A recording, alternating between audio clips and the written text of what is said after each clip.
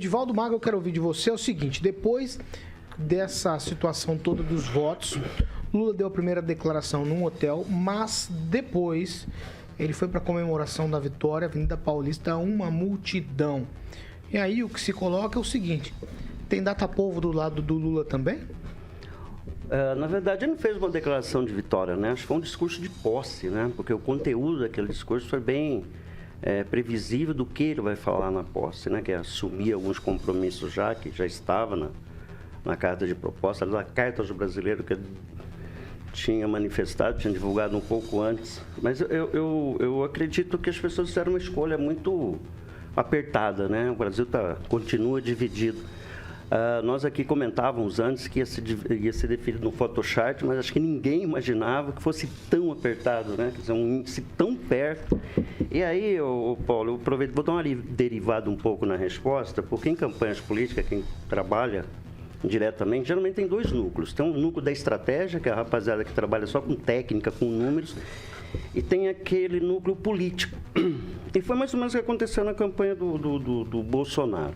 Como o francês disse, ele sempre que falava, criava inimizade, criava pontos de atrito com diversas isso arrebenta a campanha de cada um.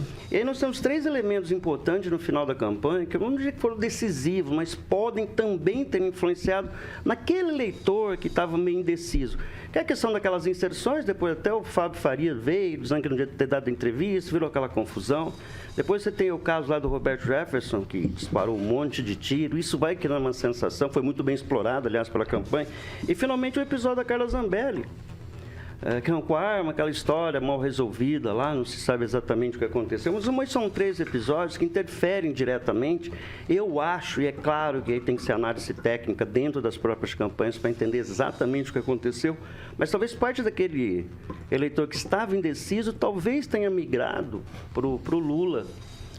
E outro caso, você teve 2 casos. Teve o caso de São Paulo, que cresceu bastante, e Minas, né, que acabou vencendo, venceu em Minas, né? Acho que a diferença é pequena, mas venceu. E aí tem aquela mística, né? Que quem vence em Minas ganha a eleição. Mas voltando a tua resposta especificamente, o Lula cresceu muito pouco no segundo turno. Cresceu 2%. Não chegou, acho que 2% se for cravar, né? Foi um índice muito pequeno.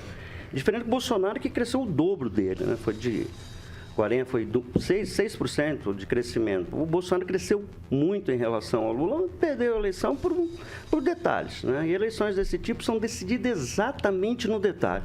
Imagino que a parte técnica do Bolsonaro tem lá propus, se tivesse feito um movimento a mais aqui, se tivesse feito um movimento acolá, movimentos que tentou ser feito ainda, a gente vai falar sobre esse tema mais tarde aqui, na questão das operações da Polícia Rodoviária Federal. De qualquer forma, o Lula mostra-se, né, como alguém disse aqui, que ele renasce, né? É impressionante como depois de... E nem foi 580, só foram 610, porque Lula já havia sido preso uma vez, lá na época ainda das grandes mobilizações sindicais em São Paulo, baseado na Lei de Segurança Nacional. Então, dos 580 dias que ele ficou preso, agora são esses 30 dias lá, em situações absolutamente distintas, né? E mesmo assim... sai, ganha a eleição, atropela tudo isso e deixa aqui a frase que ele falou ontem, né? Tentar enterrá-lo ainda vivo. Mas eu vou repetir o que sempre disse aqui, não importa quem ganha, que essa transição, esse processo transcorra de forma dentro da normalidade, que até este momento não está ocorrendo. Já vamos tratar do assunto. Então a gente já vai tratar disso, mas é isso, pô. Vamos lá. Ô, Francês, o tweetzinho, Francês, eu deixo, daí, vai. Só sobre a sabedoria política antiga dos chefes políticos diziam antigamente. Napoleão dizia que ele preferia enfrentar exércitos a jornais. Ele tinha muita facilidade em enfrentar exércitos.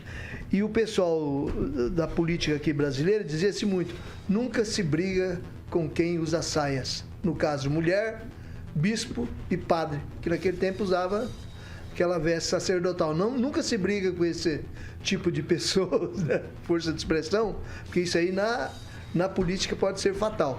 Vamos lá, o Emerson Celestino, eu quero ouvir de você agora sobre tudo isso que a gente está conversando aqui. Vai lá. Então, 60 milhões de pessoas referendaram, né, o crime no Brasil.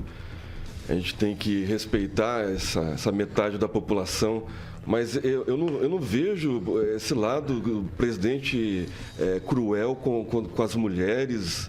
Eu não vejo esse lado que o presidente perdeu para si mesmo.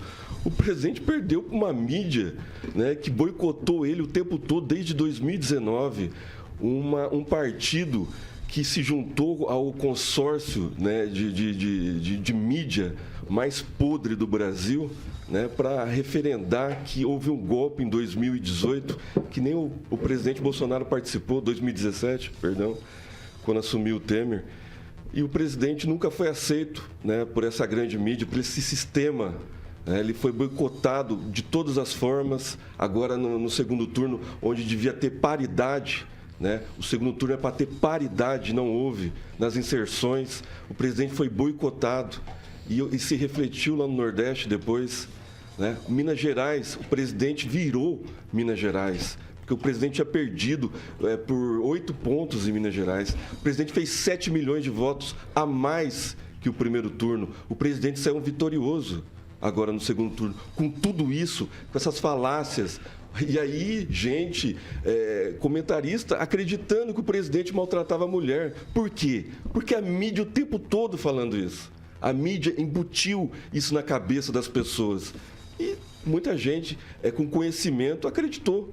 A gente está vendo aqui agora nos comentários que o presidente maltratou mulheres. Você está falando de mim, não? E aí o presidente fez várias sinalizações, vários programas para mulher brasileira. O presidente maltratava a mulher? Não, o Edivaldo também falou disso. O PT conseguiu maximizar. Exatamente. É um recorte que ele aproveitou. É isso que eu estou falando. Aproveitou. Colocou na cabeça mais da metade Sim. E seu comentário foi em cima disso. Né? Então, é isso que eu estou falando.